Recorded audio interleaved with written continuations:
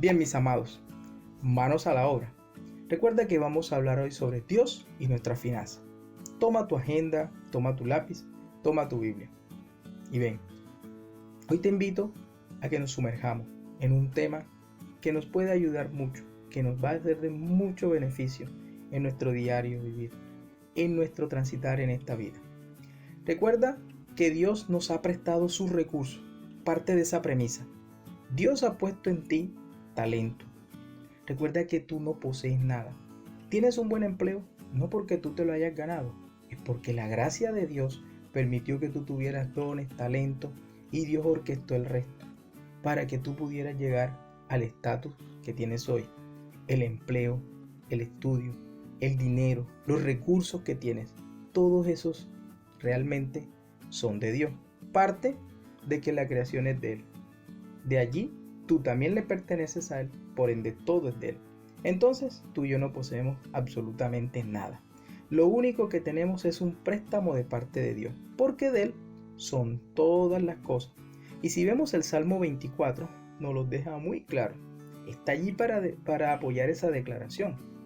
Entonces vemos que del Señor es todo lo que hay en la tierra, toda su plenitud. Ahora bien, vemos también otro punto interesante, y es que algunos reciben de parte de Dios préstamos mayores que otros. Pero si miramos lo que dice Mateo 25, del versículo 14 al 15, no debemos codiciar aquello que Dios ha entregado a otro, aun cuando no nos haya tratado a nosotros de la misma manera.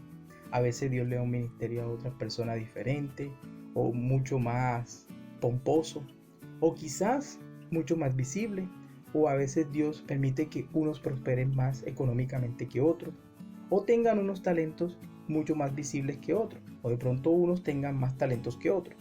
Pero tú no debes sentir envidia de eso. Debes darle gracias a Dios porque Él sabe de lo que tú fuiste formado. Él conoce tus capacidades. Entonces Dios le entrega a cada quien según sus capacidades. Dios entrega diferentes talentos a cada quien conforme a sus capacidades. Si comenzamos a ver las cosas de esta manera, vamos a cuidar de forma diferente lo que Dios nos ha prestado. Dios espera que ejerzamos una buena mayordomía con los recursos que Él nos ha encomendado. Ahora, entendemos que esta parábola de Mateo apunta a cosas más trascendentales que el mero dinero, pero nos sirve de ilustración cómo Dios espera fidelidad en la cosa que nos entrega. Hay otro punto que debemos tener en cuenta para poder manejar bien nuestras finanzas, y es que Dios sanciona la holgazanería. Si vemos el mismo Mateo capítulo 25 en el versículo 6 y el versículo 28, nos damos cuenta que la parábola de los talentos nos deja ver cómo Dios considera al que tomó un talento y no hizo nada con él. Lo llamó holgazán y lo disciplinó. De esta manera, la holgazanería es decir, ser negligente con aquello que Dios nos ha entregado. Es algo que Dios condena. Al final del día, el holgazán desprecia o minimiza el valor de aquello que Dios le entregó. Recuerda que tú y yo somos administradores. No solo administramos este mundo, su creación. Recuerda que nos puso como cabeza federal. También te puso en la casa para que tú fueras cabeza. Te puso en un trabajo, en una universidad, te puso en un lugar para que tú supieras administrar, para que tú dieras ejemplo, para que yo diera ejemplo de administrador, porque somos mayordomos de su gracia. Como mayordomos somos administradores. Ahora bien, como sus administradores, tú y yo tendremos que rendirle cuenta. Del mismo modo que en esta parábola se nos enseña que el regreso de Cristo tendremos que rendir cuenta, así como el hombre de la parábola hizo rendir cuentas al siervo que recibe 5 talentos, al que recibió 2 y al que recibió 1. Al igual que estos siervos, nosotros hemos recibido un préstamo de parte de nuestro Señor. Y los recursos que nuestro Señor nos ha dado no son nuestros. Eso lo tengo que enfatizar mucho. Por lo tanto, cuando Dios le haga rendir cuenta, usted y yo vamos a querer saber de alguna manera también cómo entregarle las cuentas a Dios. Por eso, ¿por qué lo vamos a hacer? Debemos hacerlo de la manera correcta. Ahora que estamos escuchando la palabra de Dios. Por eso es que hay que escudriñar la palabra, pedirle al Espíritu Santo que nos guíe, que nos ayude. Pedirle a Dios para que su Espíritu Santo nos guíe. ¿Por qué? Porque Dios va a querer saber qué hicimos con los recursos que nos asignó a cada quien. Cómo los invertimos. Y en este caso, Él no te va a preguntar si usted encontró el banco que mayor interés le pagaba o si encontró la firma de inversiones que mejor lo manejaba. Aunque usted pueda invertir el dinero y en ocasiones deba hacerlo, esa no es la manera como Dios va a ver las cosas. Dios va a medir todo lo que nos ha confiado. Todo lo va a medir. Desde finanzas hasta dones y oportunidades en relación con su causa, su reino, su gloria, su nombre y con relación a las necesidades a nuestro alrededor. ¿Qué hicimos con su dinero? ¿Lo usamos de manera egoísta o lo usamos de una forma generosa para bendecir el reino de Dios? Sus ovejas para ser bendecidas a través de nosotros. Su causa la hemos bendecido y aún su nombre. Y dentro de eso hay un manejo que en ocasiones tendríamos que incluir o podríamos incluir el ahorro y las inversiones.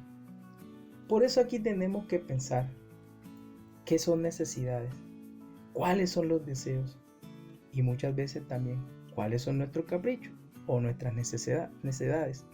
Entonces, importante para poder saber si estamos siendo buenos administradores, conocer las necesidades, los deseos y las necesidades. Por eso vemos en el capítulo 6 de Mateo, en el versículo 31 al 34, el cual nos hace muy claro referencia a estos 3 puntos que se trabajan aquí, de las necesidades, los deseos y las necesidades.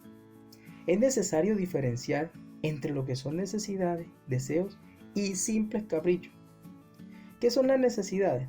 Son cosas sin las cuales no podemos vivir. Ejemplo, la comida, la ropa, el alimento. Sin embargo, debes tener en cuenta lo que dice Mateo. Dios conoce cuáles son nuestras necesidades y por ellas no debemos preocuparnos. Ahora, por otro lado, ¿qué son los deseos? Pues a menudo tienen que ver con preferencias, gustos y cosas similares. Por ejemplo, un auto nuevo versus un auto usado. Aunque no se esté de acuerdo de pronto, no es que no estemos de acuerdo de pronto que usted compre un auto nuevo. No estamos diciendo que eso sea malo, no se dice que eso sea malo. Pero entendemos que tener un auto nuevo no es una necesidad, porque también podemos movilizarnos en un auto usado, ¿cierto? Ahora bien, alguien podría hacer un análisis de costo-beneficio y concluir que en su situación particular el auto nuevo le resultaría una mejor y más apropiada inversión de sus recursos. Así como en otros casos, el auto usado será la opción más sabia. Pero los caprichos no son más que cosas que son comprables con dinero sobrante.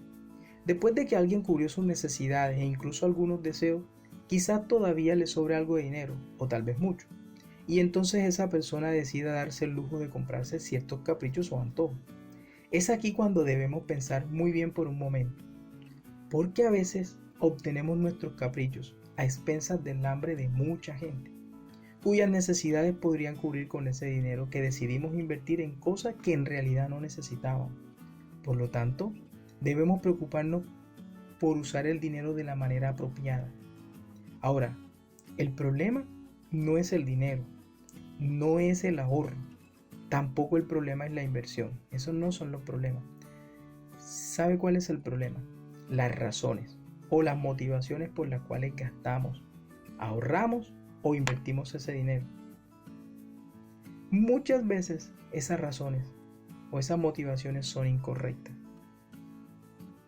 La idea es que nuestros hábitos de producción y consumo estén siempre conectados con el reino de los cielos y no en primer lugar con nuestros beneficios económicos, de manera que podamos implementar una buena mayordomía. Esto será lo que marque la diferencia en esta sociedad. Ahora bien, debido a esto es necesario hablar cuáles son las causas principales de los problemas financieros que tenemos muchas veces. Uno de esas causas es el consumismo. Por ejemplo, vivimos inmersos en una cultura de consumismo a nivel mundial. Es más, de hecho, la columna vertebral de algunas economías, como por ejemplo en el caso de la nación norteamericana, es el consumismo. Miguel Núñez cita un ejemplo que voy a mostrar aquí. Y es que hace muchos años se hizo un determinado estudio y a partir de ese estudio se implementó una inversión de 15 billones de dólares en el diseño de una campaña publicitaria dirigida, ojo, especialmente a niños y adolescentes, con el fin de motivarles a consumir. Ahora, ¿por qué invertir tanto dinero en un anuncio dirigido a ese público? ¿Por qué gastar tanto dinero en un anuncio que va dirigido a niños y adolescentes? Bueno, sencillo, porque esos niños y adolescentes, luego de ser expuestos a estas campañas publicitarias que despiertan en ellos el deseo de tener eso que se promueve, iban a volver locos, entre comillas, a sus padres, hasta que les compren lo que ellos demandaban. Esto obviamente iba a funcionar, sobre todo en el caso de aquellos padres que por estar ausentes del hogar y se sienten culpables del poco tiempo que pasan con sus hijos, entonces se ven movidos por la culpa, esa es su motivación. Compran todos los juguetes posibles de manera tal que esos hijos se sientan halagados y ellos se sientan con su conciencia tranquila. Recuerden que allí esa puede ser una conciencia que se está cauterizando. Ahora, entonces cuando las compañías publicitarias logran hacer ese tipo de situaciones, tienen un cliente de por vida, un niño que se vuelve adulto consumiendo. Todo esto lleva a citar también otro ejemplo que el pastor Miguel Núñez trae a colación. Y él dice que había un niño que fue llevado por su padre y su madre delante del pastor. Y cuando están allí, el padre le dice: pastor, ¿por qué este niño se ha vuelto? No entendemos cómo este niño se ha vuelto tan rebelde. Si se le ha dado todo, se le ha dado la mejor educación. Le hemos dado viajes desde temprana edad, le hemos dado educación, le hemos enseñado idiomas y muchas otras cosas. Pero miren lo que pasa cuando el padre termina de hablar. El hijo le dijo: sí, es cierto, tú me has dado todo eso, pero ¿sabes algo? Que lo único que no me has dado es a ti mismo. ¿Te pasa algo igual? Tranquilo. Dios da oportunidades. Dios es un Dios de oportunidades. Ahora ese niño se levantó de allí y se fue de la habitación. Esta es una señal de materialismo y consumismo puro. Otra de las causas principales del problema financiero es la falta de dominio propio, o también llamada disciplina del autogobierno. Porque las generaciones anteriores, si las vemos bien, eran menos hedonistas, menos consumistas. ¿Por qué? Porque tenían mayor sentido de sacrificio y tenían mejor control de sus emociones. Uno de nuestros problemas hoy en día son las decisiones impulsivas. Por ejemplo, vamos a una tienda y decimos: me gustó esto, me lo llevo. En realidad no lo necesitamos, sino solo porque nos gustó. Eso es materialismo y consumismo en su máxima expresión. Pero esa es una conducta pecaminosa. ¿Por qué? Porque está faltando al dominio propio, el cual es un fruto del espíritu y que usualmente suele estar poco desarrollado. ¿Y saben por qué? Porque no ejercitamos la paciencia y la espera. Otras veces somos más impulsivos, por ejemplo cuando cambiamos de trabajo, porque nos ofrecieron un mejor salario. Claro, más dinero, mejor estatus, más compras. Muchas personas cambian de trabajo solo por las razones monetarias, sin considerar cómo ese nuevo trabajo podría afectar su tiempo con Dios, su tiempo con su familia y aún su asistencia a la iglesia. Nosotros siempre que tenemos una situación como esta, debemos analizar las decisiones. ¿Sabe cómo? Empezando por sacar el dinero de la ecuación. Ya luego de hacer un análisis más objetivo de los pros y los contras, considerar si realmente es o no una buena decisión.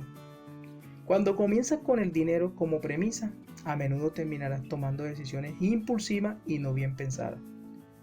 Las decisiones basadas de manera exclusiva en el dinero suelen ser malas decisiones.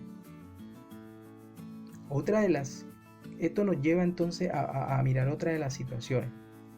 Las formas erradas de ahorrar dinero es otra de las situaciones que nos puede llevar a nosotros a tener problemas financieros. En ocasiones hemos oído a personas decir que aprovecharán una oferta, por ejemplo, un viaje. Han lanzado una oferta de un viaje, pero cuando hablas detalladamente con esa persona te das cuenta que esa persona en ningún momento había planeado anteriormente un viaje. Solamente decidió hacerlo porque vio una oferta. Ahora, ella piensa que está economizando un dinero. Sin embargo, si esa persona por un momento se detiene y piensa, ¿realmente yo necesito ese viaje? Saca el dinero de la ecuación y piensa, ¿necesito este viaje? Seguramente su respuesta es no. Ahora, mete el dinero en la ecuación. Si no necesito este viaje, entonces significa que este dinero lo voy a gastar. Es un dinero que no necesitaba invertir en esto. Entonces, de esta manera, son formas de cómo podemos ahorrar dinero erradamente. En realidad, no iba a haber ningún ahorro. Entonces descubrirá que no tenía tal necesidad. Algo similar ocurre, por ejemplo, cuando vamos a un supermercado y encontramos muchas veces con el 50, obtendrás el 50% en la segunda unidad. Entonces, si ibas a comprar un producto que te costaba 30,000 y tú nada más ibas a comprar ese producto y tenías destinado 30,000, te das cuenta que en la segunda unidad, oye, me voy a llevar dos casi que por uno. 50,000, el 50% en la segunda unidad significa que si cuesta 30,000, la segunda unidad me sale por 15,000, pero tú nada más ibas por una y llevabas los 30,000. Ahora te toca sacar 15,000 pesos de más y comprar la segunda unidad. Si ves la trampa, saca el dinero por un momento, saca de la ecuación. Tú ibas realmente a comprar una sola, necesitabas una sola unidad y llevabas precisamente la cantidad para esa unidad. Ahorita te tocó sacar 15,000 pesos de más por una segunda unidad. Eso no fue un ahorro para ti, fue un gasto de 15,000 pesos de más. ¿Sabe para quién sí representaría un ahorro? Para la persona que iba a comprar los dos productos y que ya estaba pensando en que los dos productos eran 60,000, pero esta vez solo se gastó 45,000. Él tuvo un ahorro de 15,000. Entonces son formas erradas de ahorrar dinero. Los mercadólogos conocen muy bien cómo despertar nuestros hábitos de consumo. Otra de las situaciones o de las causas que nos llevan a nosotros a cometer problemas financieros o a tener problemas financieros es la cultura del crédito. Por cierto, este es un grave problema en nuestra sociedad. El ciudadano promedio hoy en día tiene varias tarjetas de crédito, eso lo vemos. Muchas veces vemos cuando alguien nos llama para ofrecernos tarjeta de crédito por montón. Hacen que nos creamos mejores y superiores por nuestro buen crédito o nuestro buen nombre. Pero no seamos ingenuos. Pregúntate, ¿a cuántas personas como tú han llamado al día a ellos? En el día, ¿cuántas personas han llamado y le han dicho lo mismo a ti? Le han elevado su ego. Esa es una de las situaciones que ellos conocen que les va a dar mayor efectividad. Es que usted es uno de los muchos a quienes llamarán ese día para venderle la misma idea. Entonces vemos la cultura de crédito, ellos apelan a esos sentimientos narcisistas de nosotros, egocéntricos. Pero ¿qué nos dice la palabra de Dios? Ella habla en contra de las deudas, porque nos hacen esclavos y dependientes de algo diferente a Dios. Nos revela el mismo libro de Proverbios, en su capítulo 22, versículo 7, que el rico domina a los pobres y el deudor es esclavo del acreedor. Pregunto, ¿usted quiere ser esclavo? Entonces, si conoce la respuesta, sabe cuál es la forma de no llegar a ser. Una de las formas. Otra de las causas que nos puede llevar a tener problemas financieros, y es una de las causas principales, es el orgullo. A menudo las deudas nos llevan a obtener cosas por nuestros propios medios, que Dios no nos está proveyendo y que es muy posible que tampoco quiera para nosotros en ese momento. Diferentes factores contribuyen a alimentar nuestro deseo de adquirir cosas sin importar que eso implique endeudarnos. Uno de esos factores es el orgullo. El orgullo, mis amados hermanos, es capaz de hacernos creer que merecemos aquello que deseamos comprar. No sé muchas veces cuánto hemos razonado, pero es que yo trabajo mucho, yo me lo merezco. Claro que sí, yo soy un hombre forzado, valiente, yo me lo merezco, yo soy un hijo de Dios, yo soy una hija de Dios. Los hijos de Dios tenemos que estar mejor que los demás. Orgullo. No estoy diciendo que los hijos de Dios no debamos estar mejor que los demás, pero ponte a pensar si realmente esa es una buena motivación, si realmente estás apelando a ser un hijo de Dios o estás apelando meramente a tu orgullo. Él es capaz de hacernos creer que merecemos aquello que deseamos comprar, pero para lo cual no tenemos dinero suficiente, lo que entonces nos lleva a endeudarnos. Un ejemplo es aquella persona que luego de ser promovida en su trabajo entiende que no debe seguir manejando el mismo auto. Ese auto que poseía debido a que alguien con un estatus en la empresa no lo ve de buena manera, no lo ve de categoría. Quizás los demás no vean las motivaciones de nuestro corazón, pero Dios todo lo escudriña. Si conoce nuestra condición anterior, Él conoce todo. Él conoce cuáles son las motivaciones de nuestro corazón. El deseo de aparentar lo que no somos es otra forma de cómo el orgullo se manifiesta.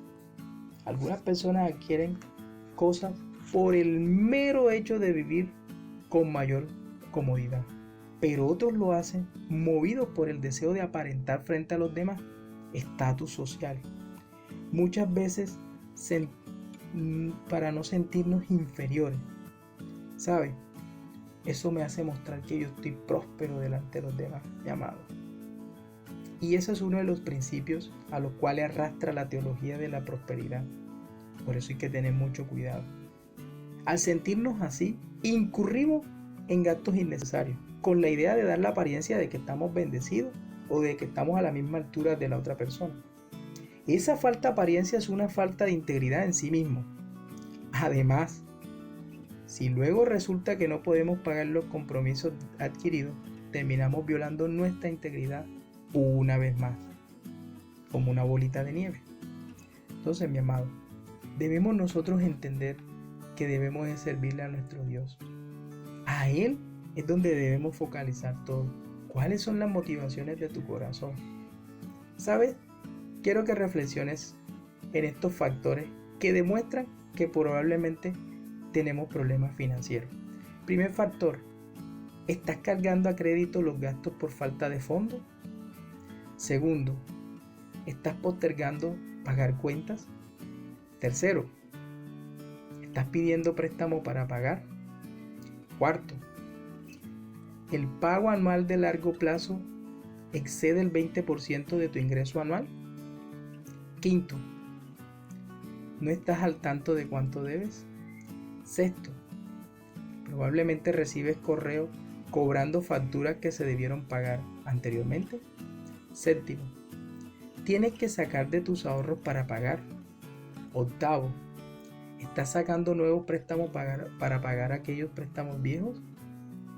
Noveno, ¿has pensado en ser deshonesto? Décimo, ¿tienes dificultades de devolver el diezmo? Y 11, estás discutiendo por dinero. Piensa bien en cuáles de estos puntos, o probablemente en todos estos puntos o factores, estás cayendo. Mi amado, la motivación de hoy es que tú y yo crezcamos. Y créeme que he aprendido mucho. El Señor ha movido mi corazón y ha trabajado también esta parte en mi vida. Créeme que sé que no es fácil, pero con el Espíritu Santo Dios lo hace fácil. Dios con el Espíritu Santo nos ayuda. Él no nos va a dar carga que tú y yo podamos llevar. Pero recuerda que Él es el Dios que lleva tu carga. Mi amado, pídele a Dios. Si estás viviendo momentos dificultosos por la falta de dinero, Dios te lo va a dar. Dios sabe de qué tienes necesidades tú y yo. Recuerda, pon a Dios de primero y todo lo demás te será añadido. Mi amado, que Dios te bendiga. te invito a que oremos. Oremos para que sea el Señor permitiéndonos que su palabra sea puesta por obra en nuestras vidas. Que Dios nos permita, a ti y a mí, vivir bajo su sabiduría. Señor, gracias, Padre, por este espacio. Pero, Padre, permite que mis amados hermanos y yo, por medio del Espíritu Santo, seamos guiados a vivir una vida en rectitud. Que permite que nuestras finanzas realmente sean siempre sopesadas sobre la balanza que es tu palabra. Hoy hemos aprendido, Dios, cómo podemos nosotros llegar quizás a ofenderte, quizás a romper, Señor, todo lo que tú nos has hablado, todos los parámetros que nos has marcado. Hoy hemos entendido, Dios amado, que tú nos has provisto los recursos, que tú nos los has dado, que también nos has limitado en algunos de ellos, que tú sancionas la holgazanería. Ayúdanos a no ser así, Dios mío. Ayúdanos a ser buenos mayordomos, administradores de tu gracia, Dios. Ayúdanos a identificar las necesidades, los deseos y las necedades para no caer en algunos de ellos. Señor, gracias. Pido para que nos ayudes todos los días por medio de tu Espíritu Santo. En el nombre de tu Hijo amado Jesús hemos orado.